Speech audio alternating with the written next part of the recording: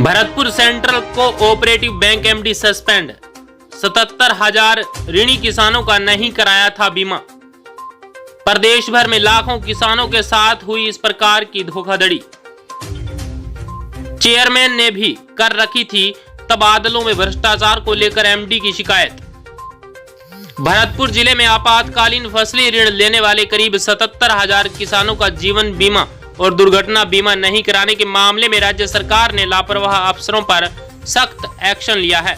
Bharatpur central cooperative bank के MD Ramprasad Meena को गत मंगलवार रात्रि सस्पेंड कर दिया गया।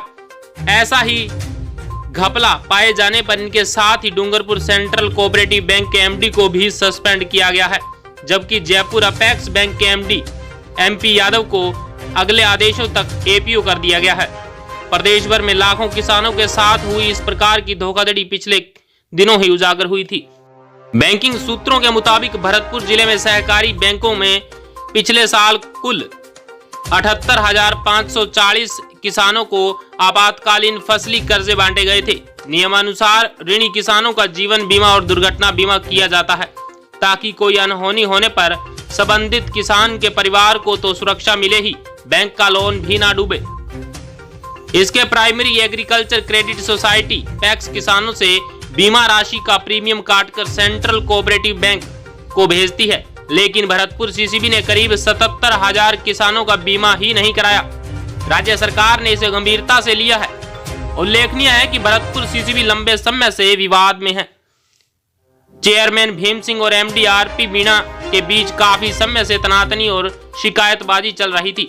एमडी के गलत फैसलों की वजह से बैंक लगातार घाटे में चल रहा था। इस वजह से बैंक ने किसानों को फसली कर्जे भी बांटने बंद कर दिए थे। इस बीच चेयरमैन भीम सिंह ने बताया कि बैंक के एमडी आरपी मीणा भ्रष्टाचार में लिप्त है। उन्होंने 13 ब्रांचों के कर्मियों की ट्रांसफर पोस्टिंग में पैसे खाए, साथ ही ऋण वितरण और ऋण वसूली में भी अनियमितताएं की। इसकी उन्होंने राज्य सरकार को शिकायत की थी। इसके अतिरिक्त रजिस्ट्रार दुर्गालाल बलाई की जांच में इन्हें दोषी पाया गया था। उनके खिलाफ एसीबी से जांच कराए जाने की सिफारिश की जा चुकी है। नदबई के स्वयं सहायक समूहों को बांटे लोन में भी गड़बड़ी की शिकायत। भरतपुर सेंट्रल कोऑपरेटिव बैंक की नदबई शाखा से स्वयं सहायता समूहों को बांटे गए लोन में भी गड़बड़ी की शिकायतें सामने आई थी। बैंक के चेयरमैन भीम सिंह ने खुद शिकायत करके बैंक के करीब 50 लाख रुपए डूबने का आरोप लगाया था। उन्होंने इसकी एसीबी से जांच कराए जाने की जरूरत भी बताई थी।